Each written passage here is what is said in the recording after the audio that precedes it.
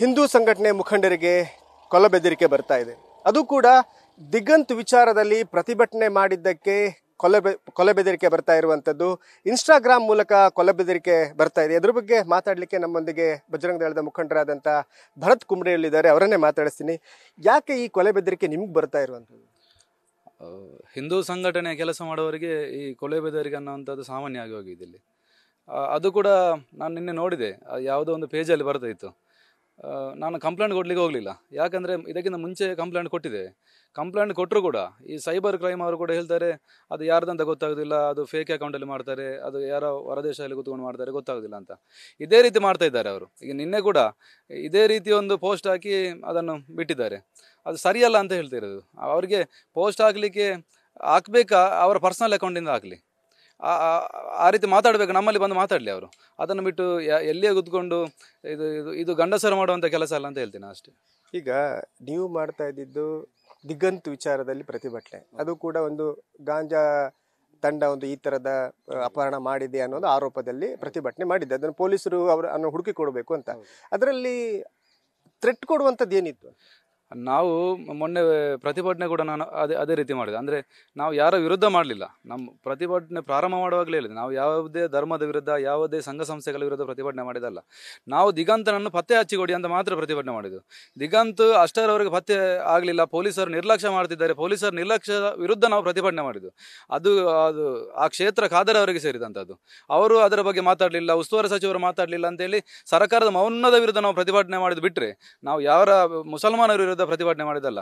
ನಾವು ಗಾಂಜಾದಾರ ವಿರುದ್ಧ ಪ್ರತಿಭಟನೆ ಮಾಡಿದ್ರೆ ಅದು ಮುಸಲ್ಮಾನರಿಗೆ ಯಾಕೆ ತಾಗ್ತದೆ ಅಂತ ನಾನು ಅದನ್ನು ಕೇಳಿದೆ. ಇದಕ್ಕೆ ನಿನ್ನೆ ಎಲ್ಲ ಕಡೆ ಕೂಡ ಮುಸಲ್ಮಾನರ ಮಸೀದಿಯಲ್ಲಿ ಅದರ ಆಜಾನ್ ಕೂಡ ಮೈಕದಲ್ಲಿ ಕೂಡ ಹೇಳ್ತಾ ಇದ್ರು. ಅಂದರೆ ಈ ರೀತಿ ಕೋಮು ಪ್ರಚೋದನೆ ಮಾಡಿದ್ರು, ಕೋಮು ಗಲಭೆ ಸೃಷ್ಟಿ ಮಾಡಲಿಕ್ಕೆ ನೋಡಿದ್ರು, ಅದು ಅವರಿಂದ ಆಗಲಿಲ್ಲ, ಸಂಘಿಗಳಿಂದ ಆಗಲಿಲ್ಲ, ಈ ರೀತಿ ಎಲ್ಲ ಪ್ರಚಾರ ಮಾಡ್ತಿದ್ದಾರೆ. ನಾವಲ್ಲಿ ಕೋಮು ಗಲಭೆಯನ್ನು ಸೃಷ್ಟಿ ಮಾಡಲಿಕ್ಕೆ ನೋಡಲೇ ಇಲ್ಲ. ನಾವು ಗಾಂಜಾದವರ ವಿರುದ್ಧ ಮಾತಾಡಿದರೆ ಇವರಿಗೆ ಏಕೆ ಆಗ್ತದೆ, ಇವರು ಈ ಕುಂಬಳಕಾಯಿ ಕಲ್ಲ ಅಂತ ಹೇಳಿದರೆ ಇವರೇಕೆ ಗೆಲ್ ಮುಡ್ಕೊಂಡು ನೋಡ್ತಾರೆ ಅಂತ ಅದೇ ನಮ್ಮ ಪ್ರಶ್ನೆ. ಈಗ ಅದರಲ್ಲಿ ಕೋಮು ಭಾವನೆ ಕೆರಳಿಸುವಂಥದ್ದು ಮತ್ತು ಪ್ರಚೋದನೆ ಮಾಡುವಂಥದ್ದು ಏನಿತ್ತು? ಯಾಕಂದರೆ ಎಲ್ಲಿ ಸಹ ಆ ಥರದ ವಿಚಾರಗಳು ಇರಲಿಲ್ಲ. ಆದರೂ ಕೂಡ ಎಡಪಕ್ಷದ ಸಂಘಟನೆಗಳು ಆರೋಪ ಮಾಡ್ತಾ ಇರುವಂಥದ್ದು ನೀವು ಮತ್ತು ಹಿಂದೂ ಸಂಘಟನೆಗಳು ಕೋಮು ಗಲಭೆಗೆ ಪ್ರಚೋದನೆ ಮಾಡ್ತಾ ಇದ್ದೀರಿ ಅಂತ. ಅಲ್ಲಿ ಕೋಮು ಪ್ರಚೋದನೆ ಅಂತ ಏನು ಕೂಡ ಆಗಲಿಲ್ಲ. ನಾವು ಪೊಲೀಸರ ಹತ್ರ ಯಾವ ರೀತಿ ಅಂದರೆ, ಅವನಾಗಿ ಹೋಗಿದ್ರೆ ಅವನನ್ನು ಕರೆತರಬೇಕು. ನೀವು ಅವನನ್ನು ಯಾರಾದರೂ ಅಪಹರಣ ಮಾಡಿದರೆ ಅಪಹರಣ ಮಾಡಿದವರನ್ನು ಬಂಧನ ಮಾಡಬೇಕು, ಅವನನ್ನು ಕರೆತರಬೇಕು. ಒಂದು ವೇಳೆ ಅವನ ಏನಾದರೂ ಕೊಲೆ ನಡೆದಿದೆ ಅಂದರೆ ಅವನ ಶವವನ್ನಾದರೂ ತರಬೇಕು. ಅಂದರೆ ಅಷ್ಟು ಬೇಸರದಲ್ಲಿತ್ತು ಮನೆಯವರು, ಇಡೀ ಸಮಾಜ ಬೇಸರದಲ್ಲಿತ್ತು. ನಾವು ಎಲ್ಲಿ ಕೂಡ ಪೊಲೀಸರಲ್ಲಿ ಕೂಡ ಬೇರೆ ಯಾವುದೇ ರೀತಿ ಒತ್ತಡ ಆಗಲಿಕ್ಕೆ ಹೋಗಲಿಲ್ಲ. ಈಗ ಪೊಲೀಸರು ತುಂಬ ಆ್ಯಂಗಲಲ್ಲಿ ಹೋಗಿದ್ದಾರೆ. ಅಂದರೆ ಅವನಿಗೆ ಯಾರ್ಯಾರು ಸಂಪರ್ಕ ಇತ್ತು, ಅವನ ಕಾಲೇಜಿಗೆ ಹೋದ್ರು, ಅವನ ಲವ್ ಅಂತೆ, ಮಂಗಲಮುಖಿಯರಾಗಿ, ಹೀಗೆ ತುಂಬ ಆ್ಯಂಗಲಲ್ಲಿ ಹೋಗಿದ್ದಾರೆ. ನಾವು ಕೂಡ ಅವರ ಹತ್ರ ಹೇಳಿದ್ದು, ಆ ಪರಿಸರದಲ್ಲಿ ಗಾಂಜಾದವರು ತುಂಬಿಕೊಂಡಿದ್ದಾರೆ, ಅವರನ್ನು ಕೂಡ ಎನ್ಕ್ವೈರಿ ಮಾಡಬೇಕು. ಆ ಪರಿಸರದಲ್ಲಿ ಕಮ್ಯುನಲ್ ಕೆಲಸ ಮಾಡೋರು ತುಂಬ ಜನ ಇದ್ದಾರೆ. ಅದಕ್ಕೆ ಮುಂಚೆ ಕೂಡ ಆ ರೀತಿ ಕೆಲಸಗಳಾಗಿದೆ. ಅವರನ್ನು ಕೂಡ ಯಾರೆಲ್ಲ ಹಿನ್ನೆಲೆ ಅವರಿದ್ದಾರೆ ಅವರನ್ನು ಕೂಡ ಎನ್ಕ್ವೈರಿ ಮಾಡಬೇಕಂತ ಹೇಳಿದ್ದೇವೆ ನಾವು. ಅದನ್ನು ಬಿಟ್ಟರೆ ಬೇರೆ ಎಂಥದ್ದು ಕೂಡ ಪೊಲೀಸರ ಹತ್ರ ಕೂಡ ನಾವು ಮಾತಾಡಲಿಲ್ಲ. ನಮ್ಮ ಒಳಗಡೆ ಕೂಡ ಅಂಥದ್ದು ಯಾವುದು ಮಾತುಕತೆ ಆಗಲಿಲ್ಲ. ಮತ್ತು ಇದು ಮೊದಲನೇ ಸಲ ಅಲ್ಲ, ಈ ಹಿಂದೆ ಕೂಡ ನಿಮಗೆ ಮತ್ತು ಹಿಂದೂ ಸಂಘಟನೆ ಮುಖಂಡರಿಗೆ ಕೊಲೆ ಬೆದರಿಕೆ ಬರ್ತಾನೆ ಇದೆ. ಕೊಲೆ ಬೆದರಿಕೆ ಬರ್ತಾನೆ ಇದೆ, ಅದಕ್ಕೆ ಏನು ಮಾಡಲಿಕ್ಕೆ ಆಗೋದಿಲ್ಲ.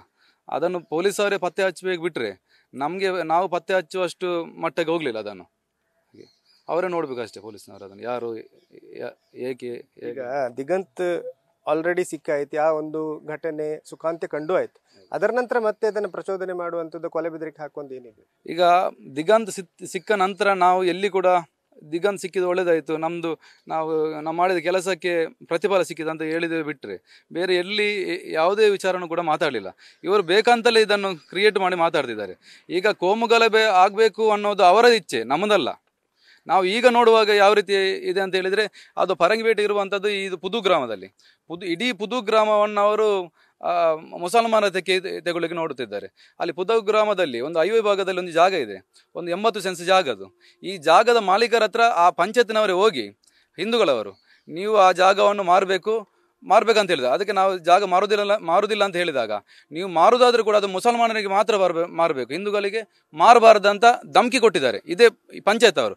ಇದನ್ನೆಲ್ಲ ನೋಡುವಾಗ ಈ ಕೋಮು ಭಾವನೆ ಇವರಲ್ಲಿದೆ, ನಮ್ಮಲ್ಲಿ ಅಲ್ಲ. ಇಡೀ ಗ್ರಾಮವನ್ನು ಇಸ್ಲಾಮೀಕರಣ ಮಾಡಲಿಕ್ಕೆ ಇವರು ಹೊರಟಿದ್ದಾರೆ, ನಾವಲ್ಲ. ಅದರ ವಿರುದ್ಧ ಜನಗಳ ಜಾಗೃತಿ ಆಗಬೇಕಂತ ನಾವು ಹೇಳ್ತಿರೋದು ಅಷ್ಟೇ. ಈಗ ನಿಮಗೆ ಕೊಲೆ ಬೆದರಿಕೆ ಬಂದಿದೆ? ಇಲ್ಲ, ಕಂಪ್ಲೇಂಟ್ ಕೊಡಲಿಲ್ಲ. ಇಷ್ಟರವರೆಗೆ ಕೊಡಲಿಲ್ಲ, ಇನ್ನು ನೋಡಬೇಕಷ್ಟೇ. ಮೊದಲೊಂದು ಸಲ ಈ ರೀತಿ ಬೆದರಿಗೆ ಬಂದ ಕಂಪ್ಲೇಂಟ್ ಕೊಟ್ಟಿದ್ವಿ, ಆದರೂ ಪೊಲೀಸರಿಗೆ ಕೂಡ ಸೈಬರ್ನವರಿಗೆ ಕೂಡ ಅದನ್ನು ಪತ್ತೆ ಹಚ್ಚಲಿಕ್ಕೆ ಆಗಲಿಲ್ಲ. ಧನ್ಯವಾದ. ಇದು ಬಜರಂಗ ದಳದ ಮುಖಂಡ ಭರತ್ ಕುಂಬ್ಡೇಲ್ ಅವರ ಮಾತು. ಕ್ಯಾಮರಾಮನ್ ಪ್ರಶಾಂತ್ ಅವರೊಂದಿಗೆ ಕಿರಣಿ ಸಿರ್ಸಿಕಾ, news first, Mangaluru. News first ನಿರ್ಭೀತಿಯಿಂದ ನಿಮ್ಮ ಪರವಾಗಿ.